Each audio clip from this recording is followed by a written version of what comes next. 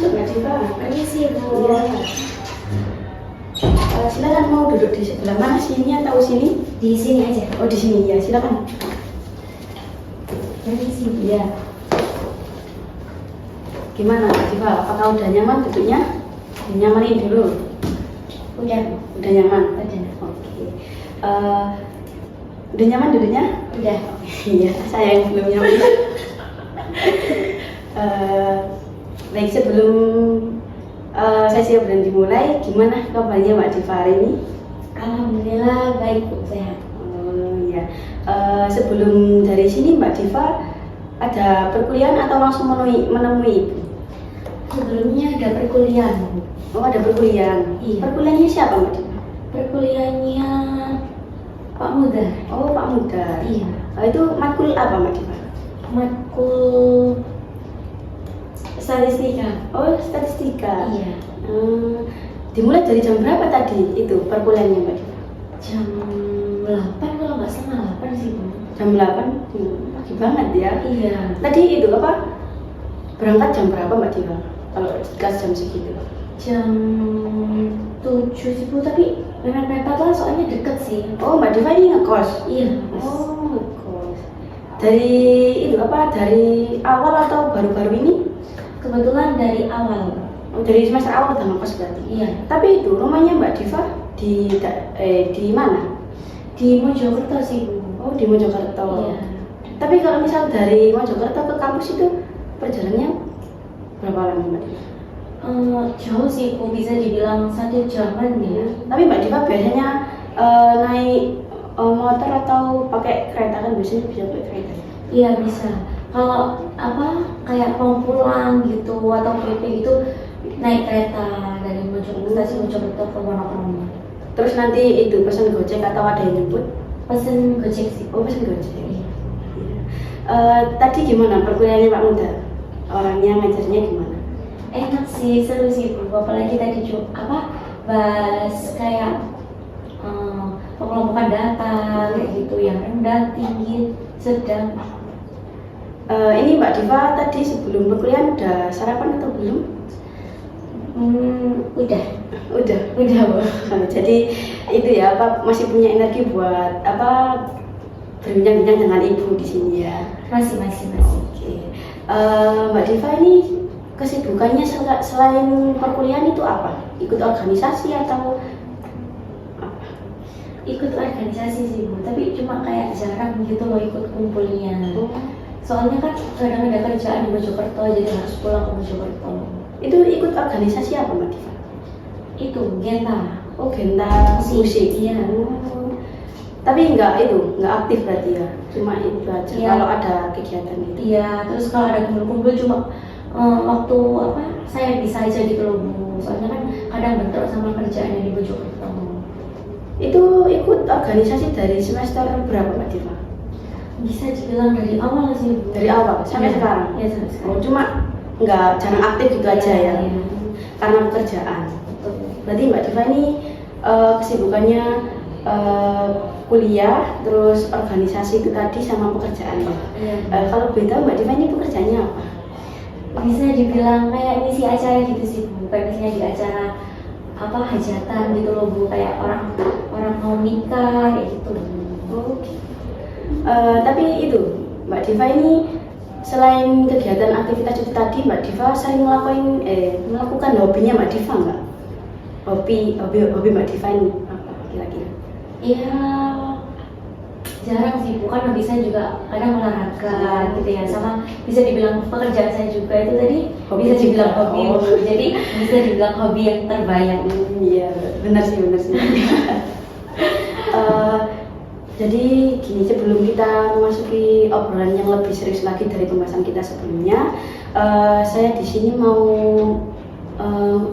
ngomong ke Mbak Diva. Saya hanya punya waktu cuma 25-30 menit aja Mbak Diva. Gimana Mbak Diva dengan waktu segitu? Udah cukup atau mau menjadwalkan ulang di pertemuan selanjutnya atau sekarang aja? Mungkin cukup sih Bu, soalnya saya habis dari sini mau ada acara juga. Oh gitu, iya baik. Jadi saya di sini tuh cuman sebagai konselor mau fasilitatori Mbak Diva aja. Jadi apa namanya, keputusan terus solusi keberhasilannya itu saya kembalikan ke Mbak Diva lagi. Gimana Mbak Diva? Iya Bu. Jadi Mbak Diva bisa berkontribusi dengan saya lebih baik supaya kelancaran ini ya. Iya Bu, bisa Bu. Ya, baik. Silakan Mbak Diva, kalau ada yang mau diceritakan ke Ibu. Iya Bu, jadi saya tuh kayak gitu loh, kayak sering insecure gitu loh Bu, nggak percaya diri sama diri saya sendiri, apalagi dari fisik ya Bu. Soalnya misalnya tuh saya tuh ketemu nih di tempat kerja gitu ya Bu, datanglah saya. Nah misalnya ketemu orang yang nggak kenal gitu, terus orangnya melihat ke saya gitu Bu, tapi dengan tatapan kayak nggak enak gitu loh Bu. Nah ntar tiba-tiba tuh bilang kayak, itu loh badanmu gemukin dikit, itu loh fisikmu kalau digemukin pasti bagus, soalnya terlalu kecil kayak gitu loh Bu. Nah itu tuh kayak antar itu jadi pemikiran saya gitu loh Bu, kayak ntar jadi kayak overthinking, mikir yang enggak, terus nggak percaya, kayak apa ya, kayak ngerasa insecure aja gitu loh Bu, ntar ujung-ujungnya. Tapi jadi apa, permasalahan itu muncul ketika pada waktu apa nih Mbak Diva? Bisa dibilang kalau ketemu orang sih Bu, kayak misalnya orang nggak kenal ataupun kenal tapi udah lama nggak ketemu gitu. Kayak itu dari pandangannya. Iya, dari pandangannya. Kayak sinis gitu. Iya. Jadi Mbak Diva kayak mikir ada yang salah terhadap fisik saya gitu. Iya Bu gitu. Nah terus ntar orangnya itu tadi yang misalnya ngeliat gak enak saya itu tadi loh Bu, itu bilang ke saya kayak, oh jadi langsung bilang ke Mbak Diva? iya Gitu. kayak bilang, negurnya itu kayak, itu loh badanmu gemukin dikit, soalnya kecilan loh, kayak gitu Bu. Jadi membuat Mbak Diva kayak pikiran gitu ya, Iya, overthinking iya. gitu. Tapi apa kekuatan yang mungkin Mbak Diva miliki itu apa kira-kira? Bisa dibilang kayak, mungkin kalau rasa insecure tadi ya Bu ya, itu saya kan kayak mungkin nenangin diri dulu ya, terus habis itu kayak baru mulihin diri, kayak mikir tentang nggak boleh lah ngerasa insecure terus gitu loh. Pasti semua orang juga ada kelebihan kekurangan masing-masing kayak gitu kan. Ya udah kayak, ya udahlah, pokoknya kalau selalu ngerasa overthinking gitu, kayak nenangin diri dulu, terus ntar baru ngalihin ke hal yang positif gitu. Tapi dari itu tadi mungkin kelemahannya Mbak Diva ini yang seperti apa? Kalau kelemahan sih bisa dibilang sering overthinking ya. Yang itu tadi, ketika kalau ada orang kayak melihat Mbak Diva dengan kayak pandangan yang gimana gitu, jadi kayak timbul pertanyaan di pikiran dia. Ini permasalahan Mbak Diva yang ini, yang insecure ini itu udah berapa lama Mbak Diva? Bisa dibilang lumayan lama sih, soalnya selalu bahkan kalau apa ya, kalau di tempat kerja gitu kayak gitu. Tapi ini tuh muncul ketika di tempat kerja aja atau di lingkungan kayak pertemanannya Mbak Diva itu juga sering ngejudge kayak gitu atau gimana? Kalau di lingkungan pertemanan enggak ada kayaknya, soalnya ya saya bersyukur sekali ya, kayak teman-teman saya juga bersyukur saya nggak ada mengejudge atau menilai lah dari sisi manapun gitu. Berarti cuma di tempat kerja aja ya.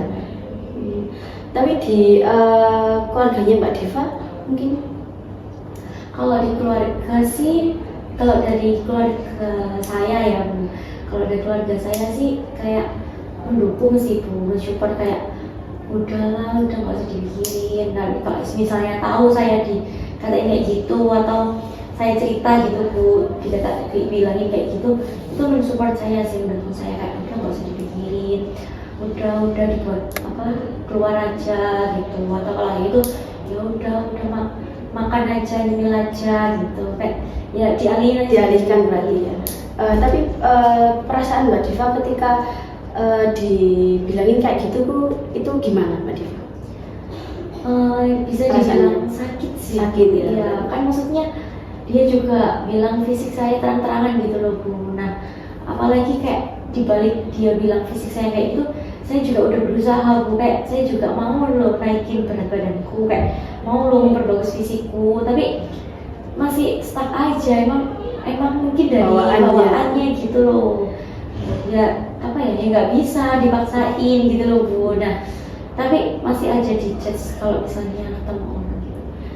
Tapi ketika yang teman di lingkungan kerja Mbak Diva bilang kayak gitu, itu Mbak Diva, pembelaannya Mbak Diva kayak nanggepinnya gimana? Kalau misalnya ada yang bilang kayak gitu, diam aja atau perilaku Mbak Diva itu yang kayak gimana? Saya lihat dulu sih Bu orangnya. Kayak misalnya orangnya nggak enak buat diajak ngobrol atau bicara tuh pasti cuma bilang kayak senyum terus iya aku juga artinya pengen, tapi ya gimana lagi, mungkin kayak jamnya kayak gitu. Berarti kayak diiyain aja gitu. Iya. Cuma tapi jadi di pikiran Mbak Diva itu kepikiran gitu ya, overthinking gitu. Mungkin apa namanya, kan tadi di faktor lingkungannya Mbak Diva kan pertemanannya juga lumayan bagus ya, Mas, support, gak ada yang ngejudge gitu. Cuma di lingkungan teman kerja itu sering kayak mengejudge Mbak Diva, kayak fisiknya Mbak Diva yang seperti kurang gemuk lah, gini gitu ya. Nah, terus di lingkungan keluarganya Mbak Diva juga tetap ngasih support ketika ada penilaian kayak gitu tuh, masih kayak dibilangin nggak usah terlalu dipikirin, dibuat ya fun aja lah ya. Cuma dari Mbak Divanya sendiri, Mbak Diva itu kayak kepikiran, insecure, terus overthinking gitu ya. Mungkin usaha Mbak Diva, ide pengubahan Mbak Diva buat mengatasi permasalahan tersebut itu apa? Kalau ide sih Bu ya, kayak misalnya mengatasi permasalahan pemikiran negatif saya itu tadi ya Bu, kayak insecure sama badan saya, kayak masa iya sih aku seperti itu, kayak kan kadang mikir kayak gitu ya Bu. Nah itu tuh mungkin pengubahannya itu bisa dibilang kayak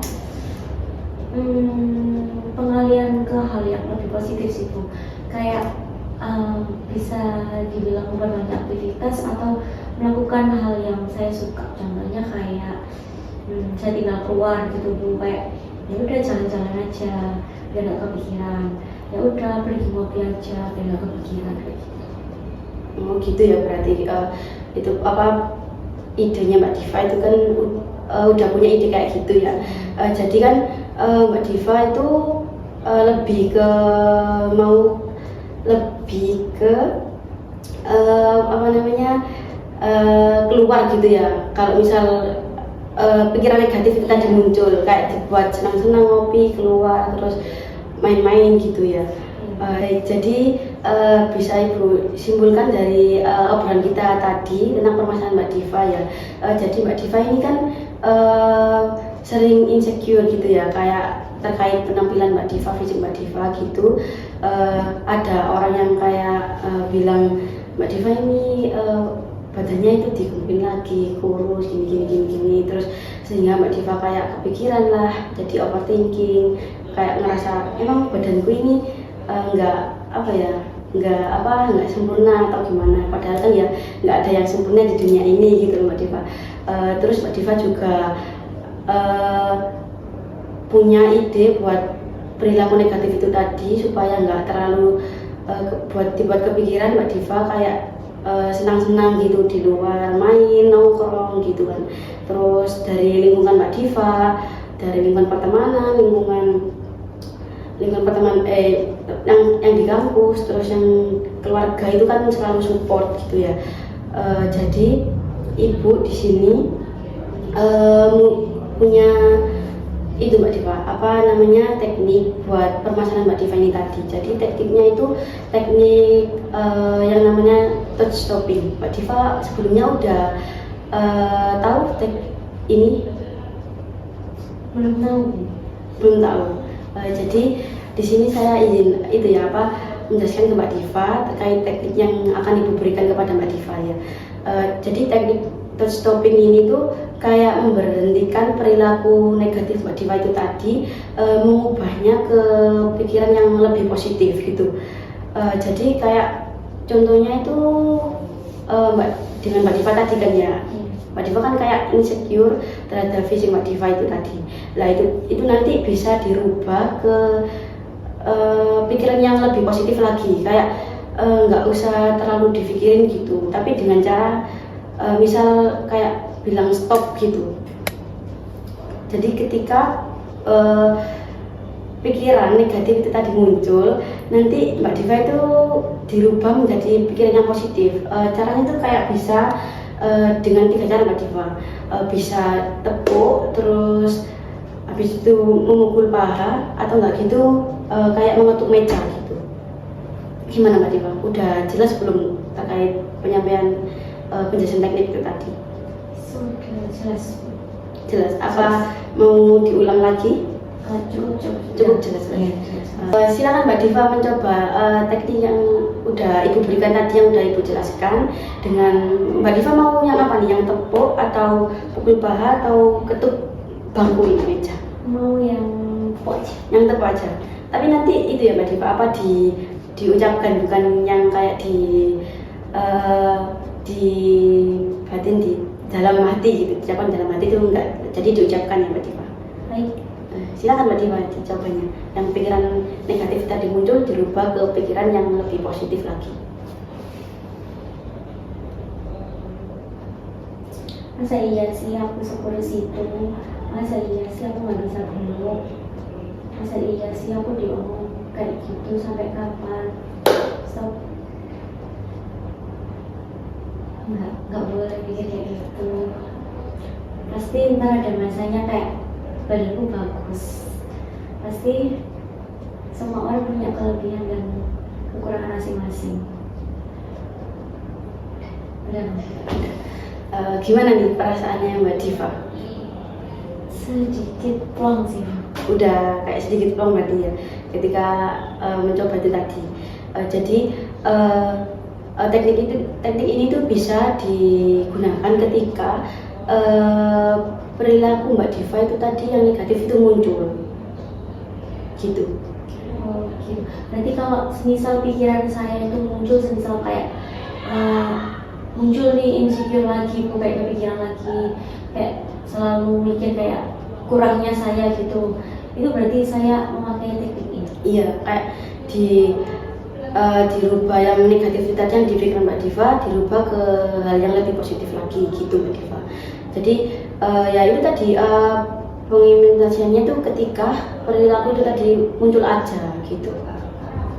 Nah semisal nih Bu, kayak apa, selama saya munculnya ini di luar nih, apa saya juga nerapin kayak gitu? Iya Mbak Diva. Jadi kan misal Mbak Diva di luar dalam konteks apa nih Mbak Diva? Di luar kayak di mana? Waktu saya kerja gitu loh. Iya. Kayak biasanya saya jadi kepikiran lagi waktu dibilang kayak gitu lagi, itu saya nerapin kayak gitu. Kalau misal di tempat kerja kan ya bisa mungkin kayak misal ada omongan yang kayak gitu ya, jadi kan Mbak Diva jadi mikir. Itu mungkin bisa Mbak Diva lebih menerapkan itu tadi cuma di dalam hati gitu Mbak Diva. Bilangnya tuh cuma di dalam hati, kan takutnya bisa juga dibilang pas waktu kayak sekarang diucapkan tuh bisa, cuma takutnya Mbak Diva kan nanti orangnya itu tadi gimana gitu, bisa di dalam hati juga. Oh berarti tidak harus diucap ya, bisa kayak di luar rumah gitu ya? Bisa kayak kan misal itu tadi bilang ya, terus kayak langsung nggak usah ke bawah overthinking, jadi langsung dirubah ke hal yang lebih positif lagi gitu.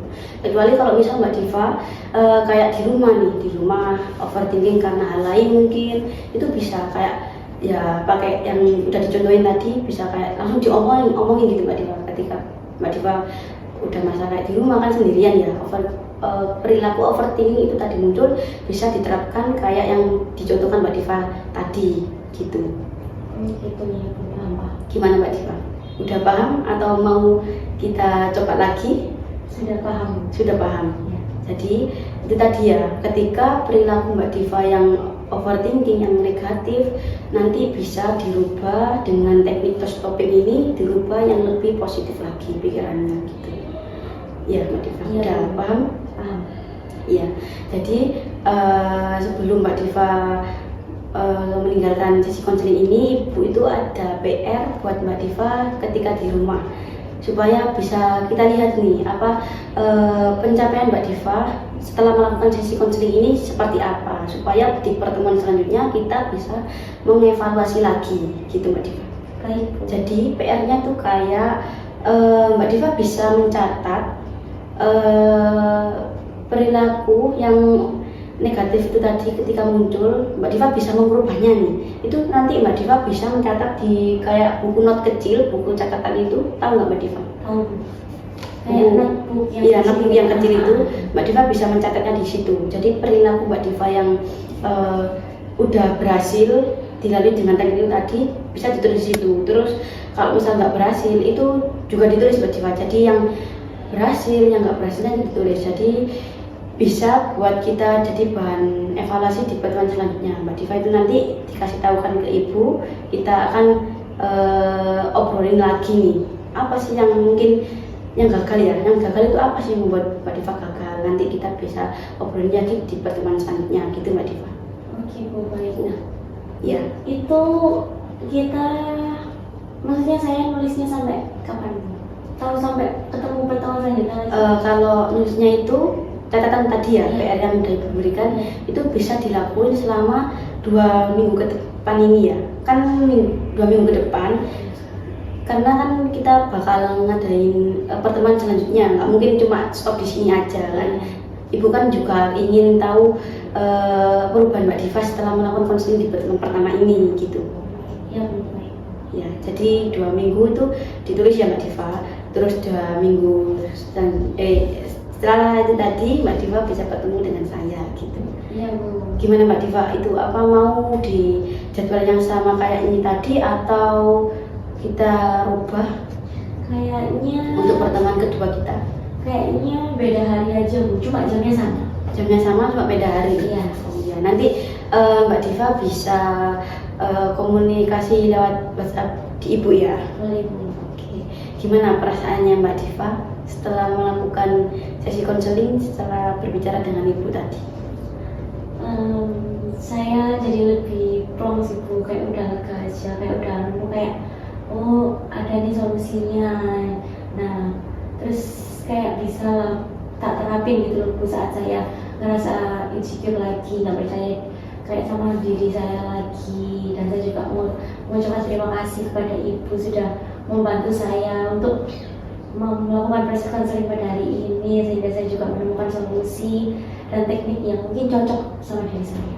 Iya, saya juga terima kasih ya Mbak Diva. Mbak Diva sudah meluangkan waktu bertemu dengan Ibu di sini, menemui saya di ruangan ini. Terus sedangkan Mbak Diva kan mempunyai aktivitas di luar yang kerja, terus lagi sibuk-sibuknya kayak mungkin organisasi juga, terus perkuliahan Mbak Diva dengan tugas-tugasnya. Ibu mengapresiasi Mbak Diva di sini. Terima kasih banyak udah meluangkan waktu bertemu dengan Ibu, berbicara dari tadi sampai sekarang gitu ya. Terima kasih ya Mbak Diva. Iya, saya juga mengucapkan terima kasih juga. Iya, jangan lupa ya, di pertemuan selanjutnya kita akan bertemu lagi. Oke, Ya. Bu, siap nanti saya buat sampai itu. Iya. Oke, jadi saya pamit dulu ya Bu, mau Iya. acara. Terima kasih Bu. Iya, jadi di jalan ya Mbak Diva. Permisi. Iya. Silakan Mbak Diva.